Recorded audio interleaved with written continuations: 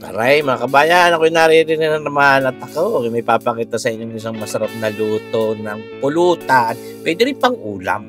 Ay pero, hari mas masarap na pulutan. Hindi tayo nagpapakulunan ng ating laman loob ng baka. At ang ating gagawin luto ngayon ay sinunggaok na laman loob ng baka. Yan ha, mga kabayan, may mga tukalya, may mga bituka, may karikit na puso, may mga libraw kung tawagin. Yan ha, talaga namang special ito dahil ang karaniwan ng ginagawa sinunggaok din sa amin sa Batangas ay kambing, yung may mga balat din. Ngayon ni ate palalasahin din ang karikit na sibuyas at bawang yan at karikit na asin, siyempre para may lasa habang pinalalambot natin, pero dahil papamintahan din natin yan. Kaya ako nga yan din pinalalambot natin, pero hindi lambot na lambot. Yun hong talagang kainaman lahat, lulutuin pa rin natin mamaya yan sa sinunggaok. Nilagyan natin ng luya, pantanggal lansa. Yan mga kabayan. At pinabibilis ang video. Bakit mainay? Yan ha. Hahanguin na natin yan ngayon. At yung mga malalambot na, ay uunahin natin. Mga kabayan. Yung, sabi ko nga tansyado ko lang kung gaano kalambot. Hindi po pwedeng yun sobrang lambot at hindi masarap. Nakakaumay pag sobrang lambot yung sinunggak. Dapat may kumbagay laban pa rin sa kagat. Ayan ha, iniwan natin yung mga mas matigas pa. Ngayon tayo magagayat ng ating mga pampalasang yan. Tulad yung sibuyas na yan. Sibuyas na pula raw, kulay purple naman. Ay, tinawag na sibuyas na nakakulay pula. Yung balat siguro, habang hindi pa natatagong pa. Kasi nagkaya din tayo niyang bawang na yan. Lagi kasagpiya. Ako. Kabango naman yan. Kaya mga kabayan. Itong ating sinunggaok na ito, kako nga, ang karaniwang ginagawa ay kambing. Ngayon tayo susubok gumawa ng laman loob naman ng baka. At ating pagkukumpara, sa totoo lang, ako may nabili na ng maaga-aga pa.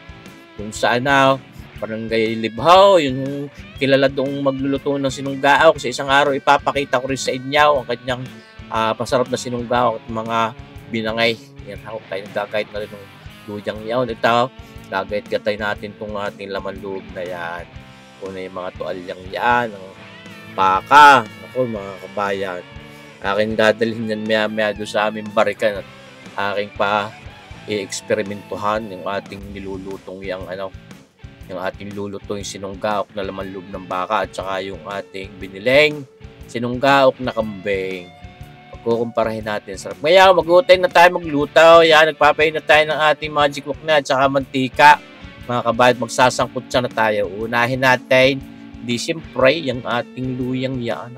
Talagang napakasarap din naman sa sinunggaok niya, luya. Ay, pampabango yan, tapos pampatanggal umay din. Luya, ginger, ayun. Sasawag na natin ang bawang, siyempre naman. Lettuce Ricardo siya. Pero hindi napakasimple lalutuin mga kabayan. Kaya-kaya nyo dahil napakadali lang ito sa mga magbabarik. Tunay kayo. Kahit talagang patakbuhan luto masarap pa rin tunay naman. Sahog na rin natin itong ating sibuyas na yan mga kabayan. Marami-rami, mas masarap. And himisi pag naluto na, kaya aking ginagayatan pa ng para sari-sariwa yung sibuyas, mas masarap lalo mga kabayan. Sinunggaok ng Batangas. Basta sinunggaok ko yan ni Sir Boy. Kay sistema.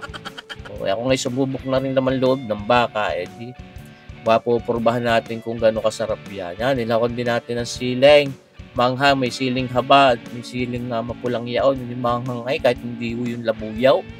Yung natay siling demonyo kung tawagin. Hindi ko magalang. Napakanghang. Mga kabaya, kahit karikit lang nilagay. Ngayon, sasawag na natin ito ating mga ginet-get na laman loob ng baka. Kako nga, wala yung lahok na balat ng baka, mga kabayan. Tunay kayo naman.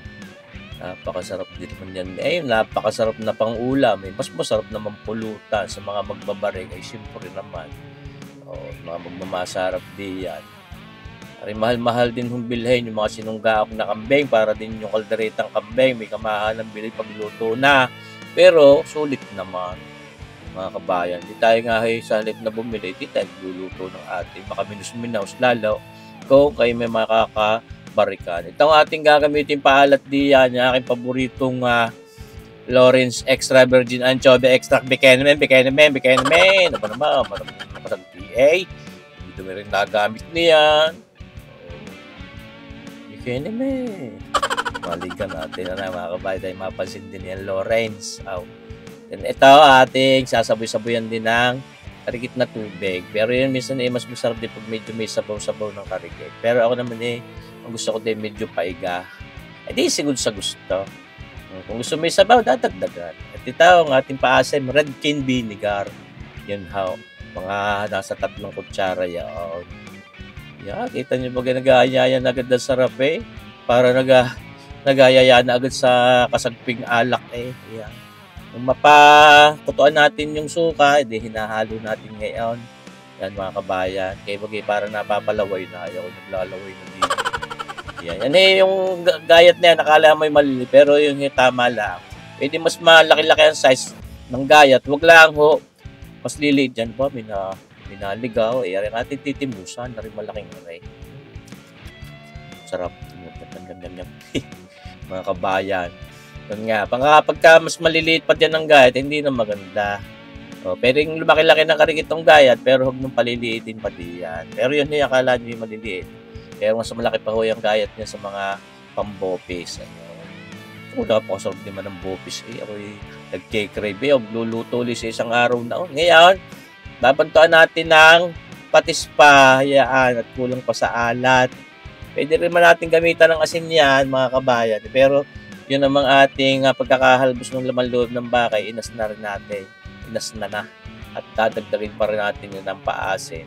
Dahil yung mga ganyan sinunggaak, masarap-sarap din yan na maasim-asim, mga kabayan. Okay? Pwede rin lagyan ng karikit na asukal na pula para may tamis na karikit. Depende sa inyo. Yun, iba pa rin yan, lutong yan doon sa tinatawag nating champene. Dahil yung mga champene, minsan may nilalagyan ng mga ketchup. Yan, pero mas gusto ko yung luto at mas simple kung tutuusin yung luto na sinunggaak. Yan nating sinasaboy-saboyan pa rin ng tubig at ng sagay hindi magtutong ilalim. At isa pa nga, maganda nga may mamasa-masa siya. Pero huwag naman kung daming-daming sabaw. Ayan. Tunay kayo. Na-excite akong mga kasagpi ko din nag-iintay na rin aking kumpare din sa kubo.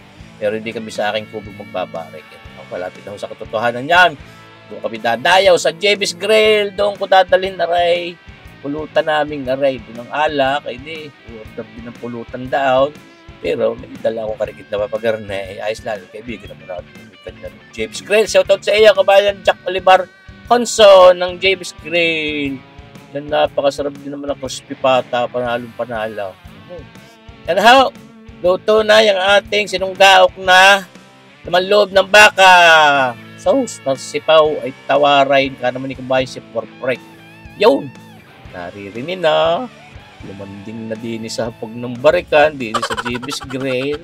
Ito yung ating nilutong sinunggaok na baka. Tapos ari pa nung panahon ako'y nakabili pa rin nakahinggid doon kay kabayang Kuya Kim doon sa Maruska Eatery doon sa Barangay Kalikanto, tapat na kayo doon. Masarap ang pagkain, masarap ang parais. Tapos ito naman yung binili kong sinunggaok na kabeng doon sa Libhaw. Sa Lamaw. Hintayin niyo ako diyan at ating ipakikita yung inyong sinunggaok. At ito ang sinunggaok na laman loob ng baka ni Sir Boyet Alain. Aray, ang kasagpay. Red House. Ay, sarap naman na rin. Natuto na ulit ng magbarik na rin. Dati, pilset kami. Masarap ito, mga kabayan. Salamat sa inyong panonood. Abangan nyo pa rin ating mga susunod na videos. Mabuhay tayong lahat. God bless!